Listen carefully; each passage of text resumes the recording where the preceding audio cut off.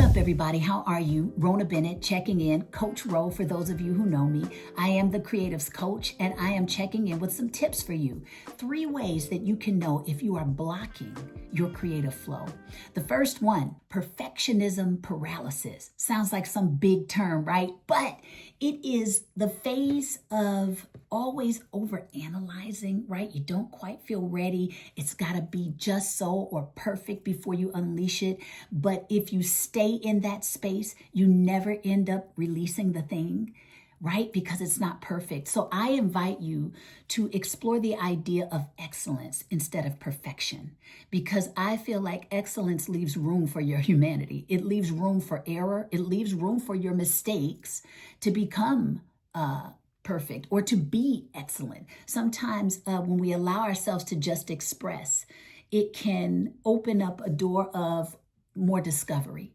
And if you just shoot to do the best you can with the thing that you're exploring or that you're getting ready to release, that it's good enough. Can you trust yourself with your creativity? Are you afraid of the judgment, right? That can be a big thing when we're putting our ideas or our creations out to the world. Who's going to like it? Who's not going to like it? Who's going to say something about it that we can't handle in the moment? Maybe. But there's ways that you can stretch in how you even see the feedback that you get so that you can keep getting better and better. One of the things I like to share at my school, Personal Power University, you might have heard this phrase before, but it's so powerful, and it's only 2 words: fail forward, right? And some of the things that you might think could be a failure aren't really that.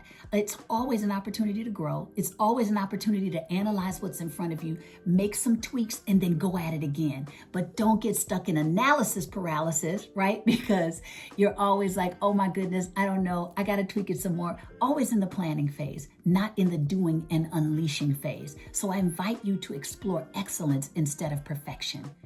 See how that does for you. Second tip, do you feel like you are in a space of chronic self-doubt, meaning you are always doubting yourself? You just don't trust yourself with your creativity, or you're comparing yourself to others, and so that makes you not trust it? Or do you think, oh, they're doing it this way and I'm not doing it that way, it's not good enough? Or, there's so many ways that we can doubt ourselves, and then that stops us from creating or just letting out what's in us and then getting some feedback and then making the shift and going back out there again. This is why I think being in community is so incredibly powerful and necessary. Getting support while you're exploring who you are, letting out more of your unique voice, sitting in the power of your authenticity, meaning showing up as who you really are and saying things the way you would say them, doing things the way you would do them. It can be crucial to have a support system to help you do it. Have some people in your corner that can give you some honest feedback, and it's encouraging, and it is from a trusted source. The phrase, all money ain't good money. All opportunities ain't good opportunities. Well, all advice ain't good advice, right? So it can be really important to vet the advice that you're getting. Get in support, get in this community so that you are around people that you trust. You are around people who understand the leap that you're taking, and it can help you to do it scared, right? And the third thing that can cause creative block is procrastination and avoidance. Who's in procrastination nation? Always getting distractions, right? Focusing on things that really won't move the needle of progress or feed the big dream that you have. Are you making yourself so busy that you tell yourself you don't really have the time? Are you prioritizing things over the actions you really need to be taking to get the real move of progress that you want on the life that you choose to live and the dreams that you want to see manifest? Procrastination and avoidance can be huge. So it could be good to do some self-inventory. Take some time to just sit down, maybe in front of a writing tool. You can write on a pad if that's your thing, or, in your computer or your iPad if you have one, and just self-analyze for a second. Reacquaint yourself with what it is you want again. Clarity is queen. Clarity is king. So what is it that you want? Have you written it down lately?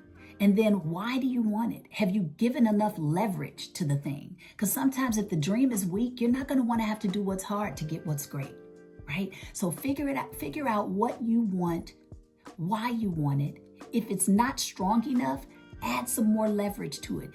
What is it on the other end? What's the juicy thing on the other side, the juicy reward on the other side of doing the work? What's the pain on the other side if you don't do the work? Who misses out? In what way do you miss out?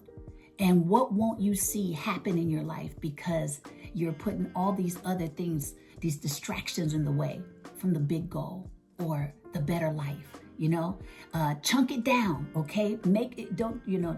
Be careful with taking such big steps or shooting so fast, so hard, so quick that it shuts you down, it overwhelms you.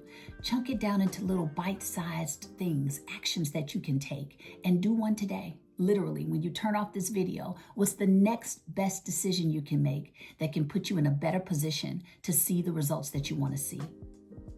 Until next time.